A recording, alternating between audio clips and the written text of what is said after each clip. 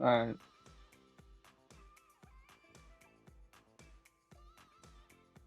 I think I got it up. It says live.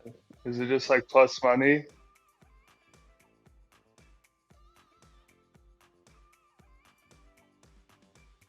Alright.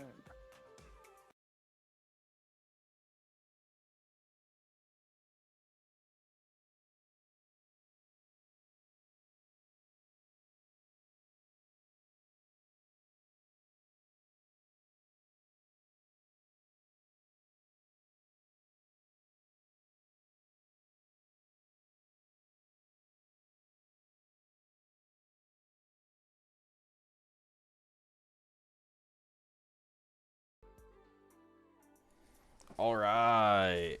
Plus money. First week, and we're testing the little waters of college football, week 2. Week 1 NFL we did yesterday. We're coming at you live with some week 2 football. A lot of interesting storylines this week. Of course, everybody's favorite, Coach Prime and the boys, which would be the game we're starting in on. You got anything to add for week 1? Or week 2, No, yeah, sorry. it should be a good week. Last week was an interesting slate. Saw some teams who you didn't expect to win. Like you said, Colorado going up against TCU and pulling out the dub. Um, this week there's some good matchups. Obviously, headlined I think really by that Bama Texas game, but I think that Colorado Nebraska game that's an interesting one from a betting perspective. That thing opened before week one, I believe. Colorado was a 7.5 underdog, and then Nebraska went up and lost that game in Minnesota. That one, I think I'm going to play that.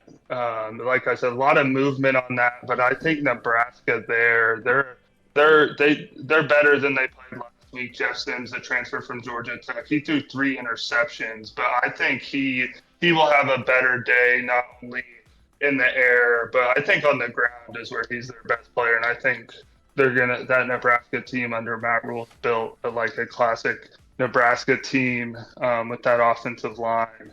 But I think that thing I saw last minus what are we at now? Opened 8.5. We're seeing threes. Yeah.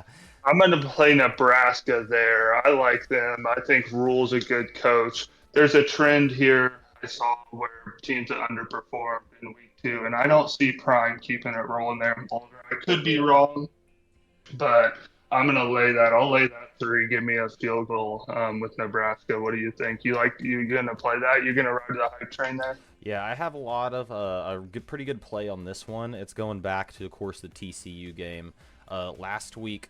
As much as the hype surrounding Colorado, is high right now, let's not overlook the fact that they gave up over 260 yards on the ground on 37 carries, 7 yards per attempt to TCU, and the Nebraska big boys are in there averaging 4 yards on the ground. They're getting good push, and I think they're going to take advantage of Colorado's weak run defense. They're going to get in a grind out game. This is one you got to avoid the explosive plays by Colorado, though. Like I said, I think if they get down, 14-17 early, it's going to be tough for them to come back.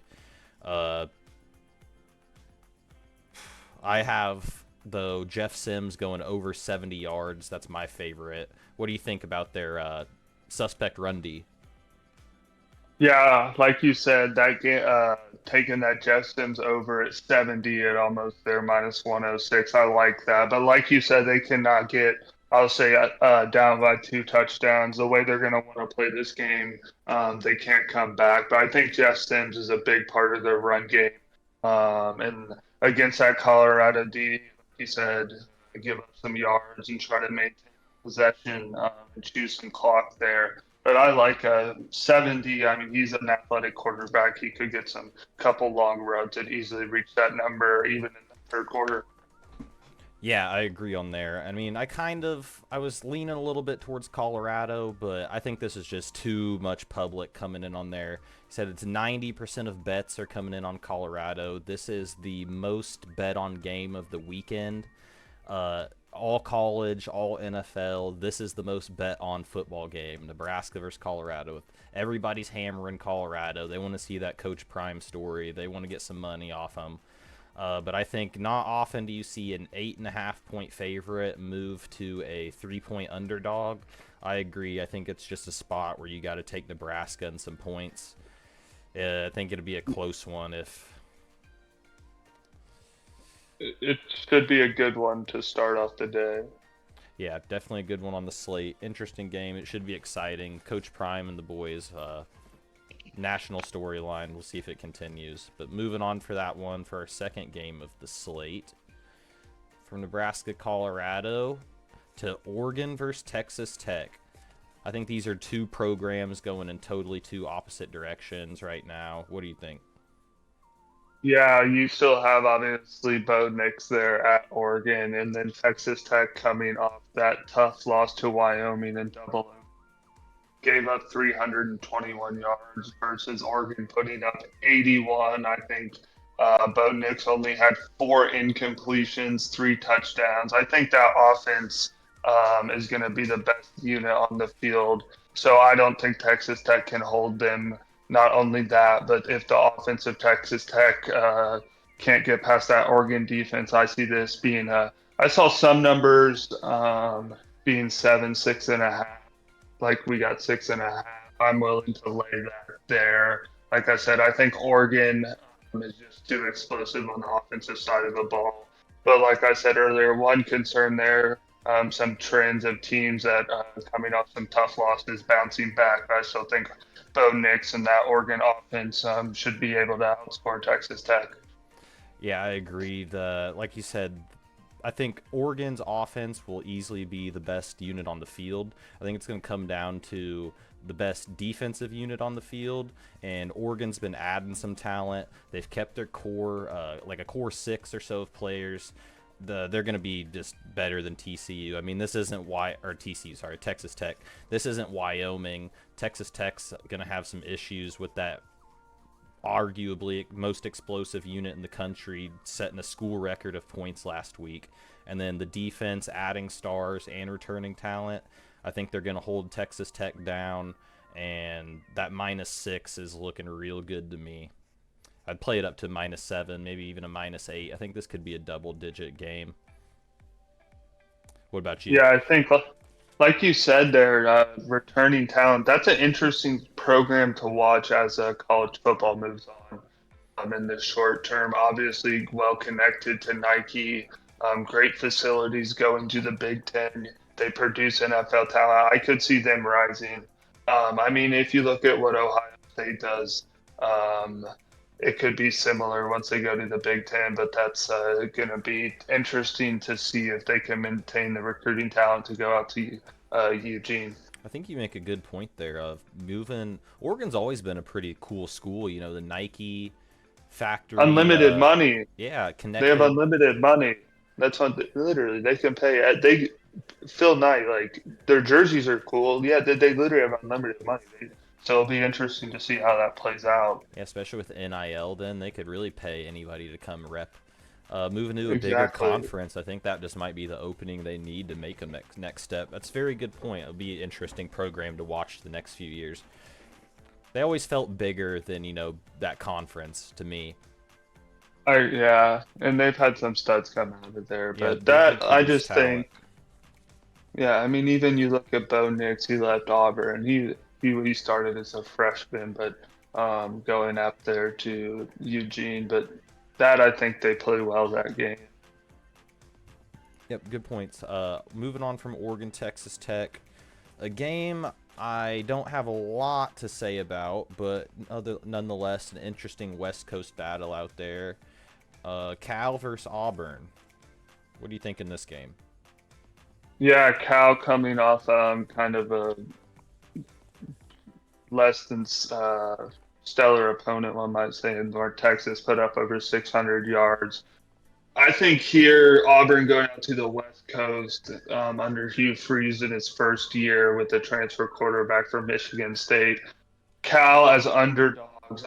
I like Cal here. You saw a little movement there to Auburn. Obviously, Auburn's an SEC program, but I think Cal's running game could be a problem here. They got two running backs that combined for three touchdowns. I think Auburn gave up 110 yards to UMass.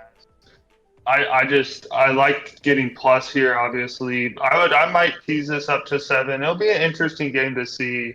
It could be what are we 54 and a half there. That's kind of tied there. I think Cal keeps this thing a grinded out game and keeps it within a touchdown.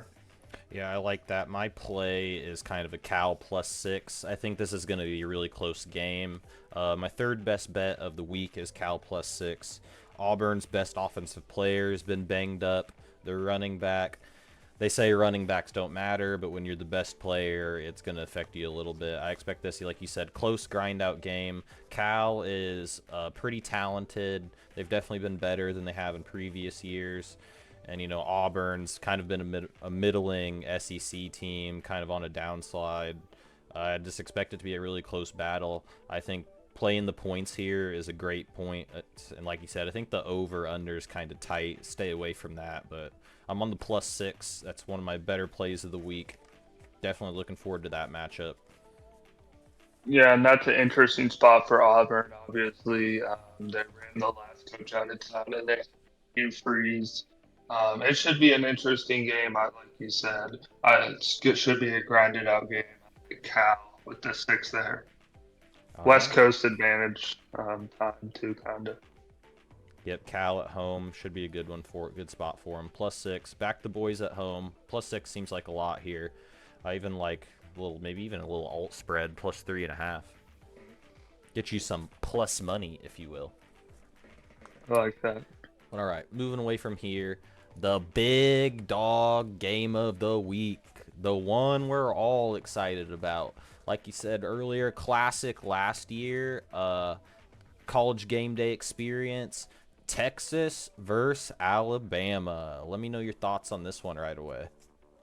Yeah, I think where you start on this game, there's a lot of angles in this, but that game last year, Quinn Ewers electric and then left the game, Big, and Bama big ended up time winning there.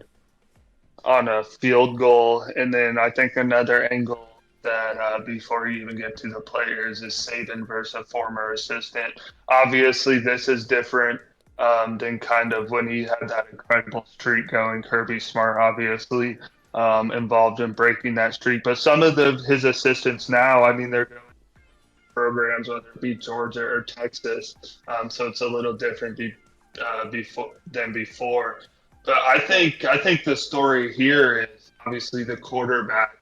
But I think this is a different Alabama team. I was listening to Saban speak earlier. He was speaking about how across football people are getting back to playing a grinded out, run the ball behind a good offensive line game, and I think this is an Alabama team if you go back kind of prior before they had the runs of Tua, Bryce Young, Mac Jones, where they're an explosive to the air, kind of in the Trent Richardson's era, where Little they would Derrick Henry. run behind a massive offensive line. And this is a quarterback Milrose who he is definitely a threat with his legs. We'll be able to see if he can throw the ball off the play action pass. But this thing, if you don't want the 7 at some books, I would shop around on this. I would lay the 6.5. Overall, I just don't think that Texas is ready to go into Tuscaloosa under the eyes of college football across the nation and win this game. I think they're as good as you were. There's an interesting matchup here to watch as well. Worthy, a receiver from Texas, entered the portal, came back to Texas. He's their best offensive weapon against, to my opinion, is the best corner in college football and has the coolest name in Kool-Aid McKinstry. I think he'll be a first-round pick. But there are some corners banged up for Bama. But I think they just have depth across the board at 5 stars. What do you think? You think you got to lay a pick on this game, even as the game of the weekend here? What do you think? Yeah, I was definitely looking at that matchup of Xavier Worthy and their wide receivers versus Bama's DBs because he said they've been banged up. They're day to day. We're going to be looking to see if they are going to go because that could really affect the game. But yeah, Bama's getting back to that old style, grinded out football. But looking at those receivers matchups and things, I was kind of looking at a small flyer on a halftime full-time, halftime Texas, full-time Alabama, plus 750. You get you a quarter a unit on that, make you pay you out pretty decent. Plus 750 there, some decent value. Texas to win the half, Alabama to win the full-time. I kind of think Texas will get out there and get going, but Alabama's going to overcome them, take them down, and then make some adjustments in the second half. Just my feeling about it, but I definitely think Alabama will come out, win by a touchdown towards the end. I like the 6.5, like you said. I'd shop around for that. 7's getting a little close, but yeah, I think Yeah, you like have to have a unit on it, like you said. What were you gonna I say? like no, I like that play there with Texas in the half winner, and then Bama to win the game. Yeah, that worthy. If they hit a couple deep shots, they easily could put up some quick points and silence the crowd early in Tuscaloosa. But I think that's a big game for Saban. He was obviously against his assistants, but Texas coming to the SEC. And they're both another interesting angle going back to Bama running football. Both programs replacing first round running backs, which you're seeing a lot more in the NFL versus paying veteran guys. Jameer Gibbs looks like he's going to be a problem out of the backfield for the Lions. But I think this is too big a spot for Texas to go in and win this game. Yeah, I agree on that. I'm definitely thinking Bama, Bama, Bama. All right, should be a good one though. Looking forward to it. We'll see if Ewers being back, maybe no injury, if that'll affect the outcome. Was super close last year, walk-off field goal. Hoping it's one of the better games of the week again. Yeah, I mean, it'll be interesting to see. I think that UTO line is a question mark as well as their secondary. But I think on their D line, number 93 Sweat, he's a stud. See if he can hang up for 4 quarters against that dominant, what I believe might be the best O line in college football in the Tide in Tuscaloosa. All right, well, without further ado, let's move on from there and check out Utah versus Baylor, going down to the heat. Utah, Yeah, kind of sus on QB, and Baylor as well. Baylor's QB is going to be out this game, so with two good defenses, I'm expecting kind of a hot contested battle here. Utah's Cam Rising, their starter, he went out with a knee injury last year. He's working his way back. He was cleared for physical contact in practice, but I think he's going to be out this game. Not often do you get cleared and come back the same week. yeah, I wouldn't expect him to play. I think he tore that ACL during the Rose Bowl, but coming back, and I don't think they're in a big rush to get him back here. But like you said, going down to that heat. Yeah, and the backup QB wasn't terrible last week. He went 12 of 18, 159, a touchdown. But with two great defenses, not total explosive production out of the QB, I'm kind of looking at a game where not a lot of points are scored. I'm liking the under, kind of leaning towards under 46.5. I think that's a lot of Yeah, points. What about you? you see that thing. You see that thing open at 55, and then obviously Baylor's quarterback going out last week to that loss to Texas State. I think, like you mentioned, that backup at Utah, they actually got another dude that's better as a threat on the ground, but I think they're a veteran team. One concern is obviously, like you mentioned, the heat coming from the mountain, even time. But I think, like I said, they're a well-coached team. I think that's like I have there. That's a good money line behind Oregon. We didn't obviously. There's good teams playing this weekend, the Georgias of the world. I usually try to stay away from those numbers that are north of even 30. You're just banking on too much. I like staying with these numbers. I think all the ones that we touched or mostly spoke about are under 10. But I like Utah here to keep out high. Kind of last year out there, I'm in the pack. But I think there's suspicious that Baylor is having a pretty down year, and I think Utah might just bury him 2 scores.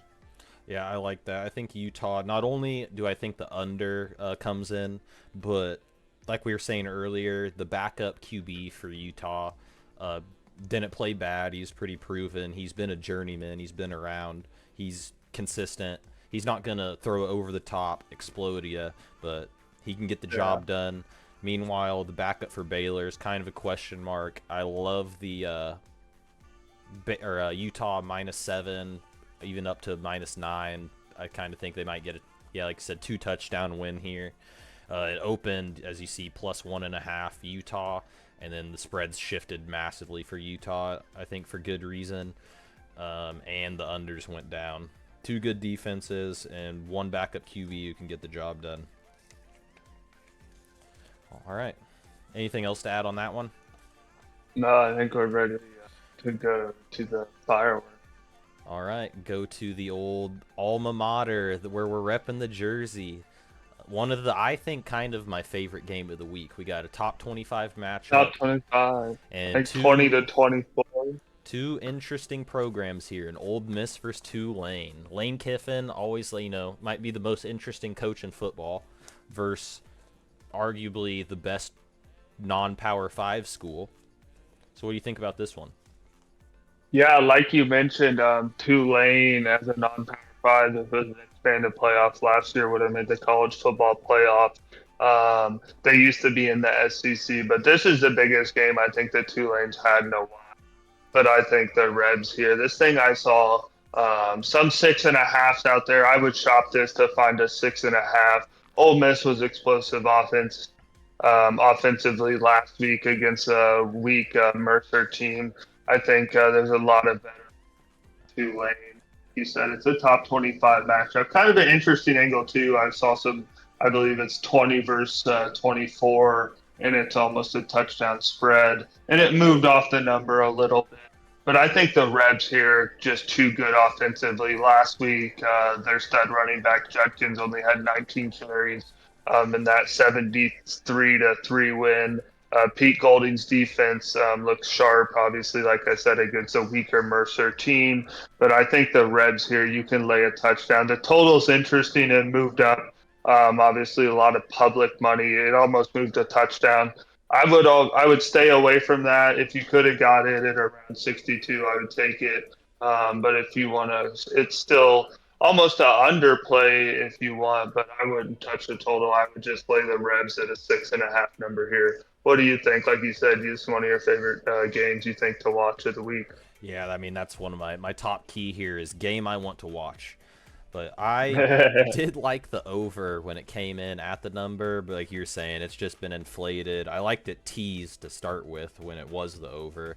I mean, but when you start getting to 66.5, 70, it's almost just better to avoid it than rely on that many points consistently. Old Miss was clicking last week. They've looked pretty solid. SEC program. You'd like to think the SEC school would come out and bully the non-Power 5. The SEC or Old Miss isn't, your typical. They're not going to overpower you. They're going to out-tire you. That's for sure. They got a lot of skill players. They're going to make you run. They're going to spread it out. They like to.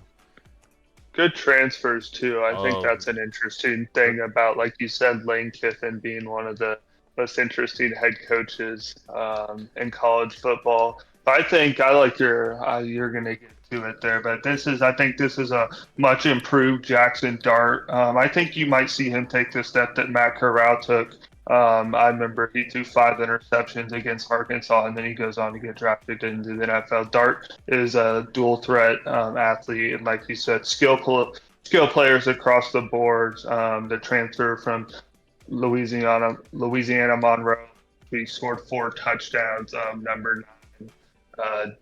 And then you also have a guy to keep an eye on wearing number 1, which you've seen AJ Brown. Some studs wear.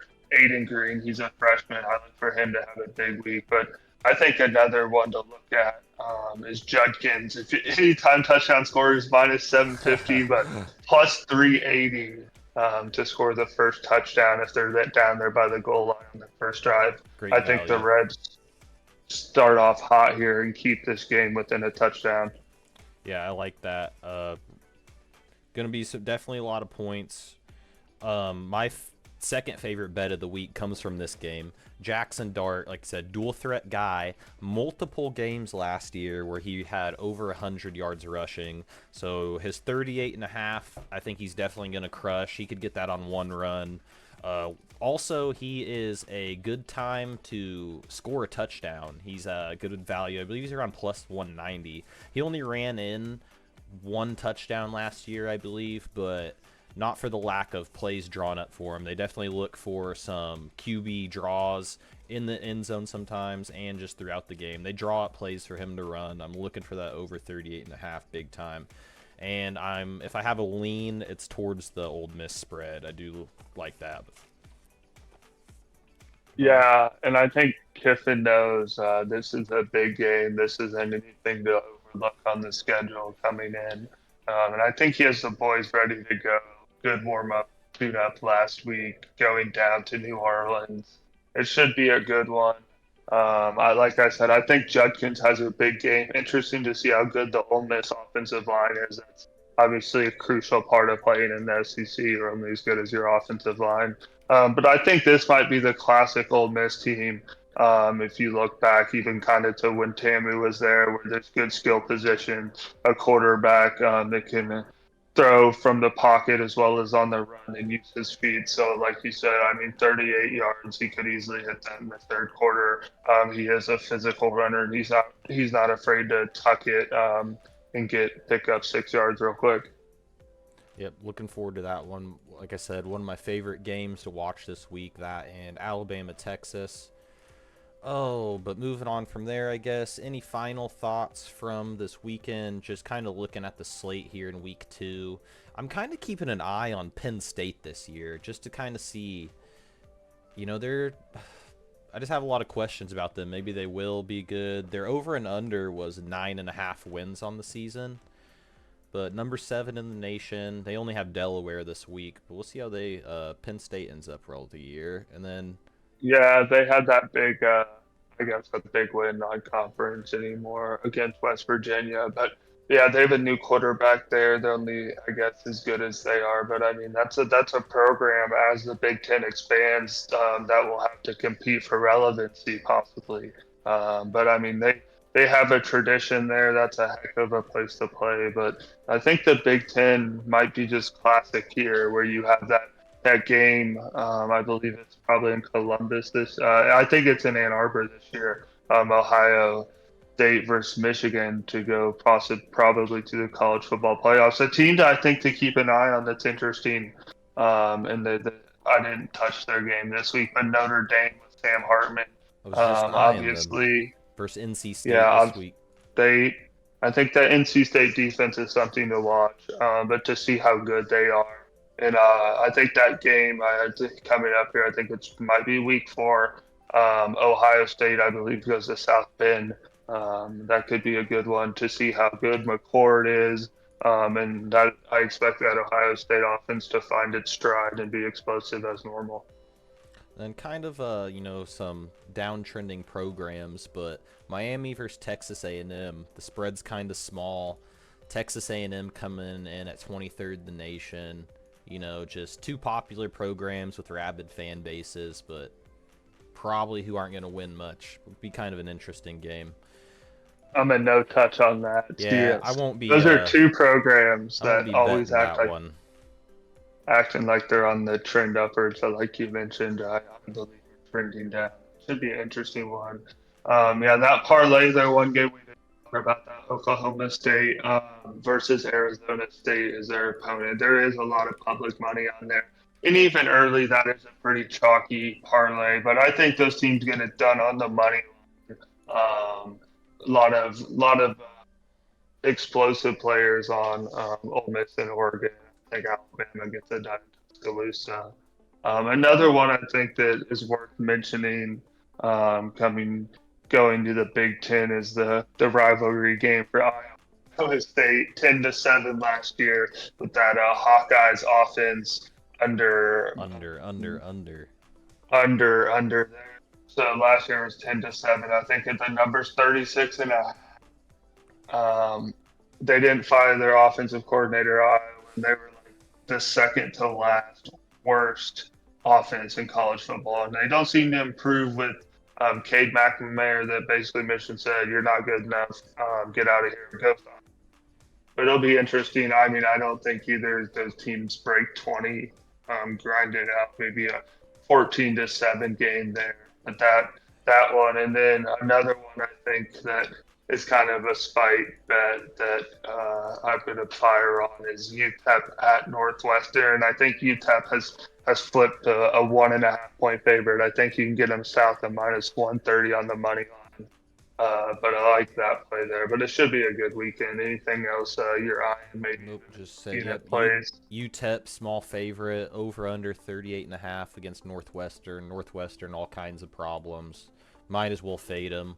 Kind of the same vein as like you're saying. Oklahoma State's taking on Arizona State. Arizona State's about to have. I mean, they gave themselves a postseason ban before the NCAA even had a chance to do anything. They're going to have all kinds of issues there. I'm looking to fade Arizona State hard. They found out they wouldn't be bowl eligible like a week before the season. I'm kind of thinking that team's kind of wrapped up. But yeah, other than That's that, an interesting school overall. I mean, you would think obviously they should be good or even compete. But I mean, I think that's a sinking ship out there. yeah, I mean with these incoming whatever they're gonna have to deal with, recruiting violations, penalties. I'm not even sure. But Herm Edwards really fucked him up, and then he went right back Yeah, to he went right back to ESPN. and then a game I was looking at was a team that I like and bet on, especially on Thursday night. The Ohio Bobcats were +6. The Mac I'm gonna boys. stay. I'm gonna stay away from them until it is Maction. I think they should be a decent team, but that's one I'm gonna stay off that. But yeah, I like that Utah, Miss Oregon, Alabama, Oklahoma State, and then the Rebs. But it should be a great weekend of football. I'm glad we didn't talk about that one game. They're not looking too good under Bellini. He led them to their first winning season since 2011, and they're not looking good this year. But we'll be 7. rooting on the Rams. And then I think there's some interesting trap bets in the NFL. Stay careful out there. Be careful. Yep. And then capped off Some Monday unit night. management. Yeah, don't get too greedy on Saturday. Even Sunday, you got a great game Monday night with the Jets hosting the Bills in New York on 9/11 with Aaron Rodgers' debut. See what they're made of. Yeah, should be a Great week. weekend of football. Week 1 NFL, week 2 college. Really can't wait. Some great games tomorrow. Yep, exciting weekend. And then ended up, like I said, 9/11 Monday in New York. Yeah, All that right. should be a good one. I Wins. think the Jets were the under. I think they're +2.5. That's interesting. That should be a great cap, like you said. Keep the units safe out there. Turn them positive. Should be a good weekend here to start the fall. Best sports time of the year, in my opinion. And we're forcing myself to watch baseball. No more tennis only. No more golf only. All right. Hey, All right. Yep. Good week, everybody. Win some money. Make it easy. We'll see you next week on week 2. All right. Have a good one. stay positive. Plus money, baby.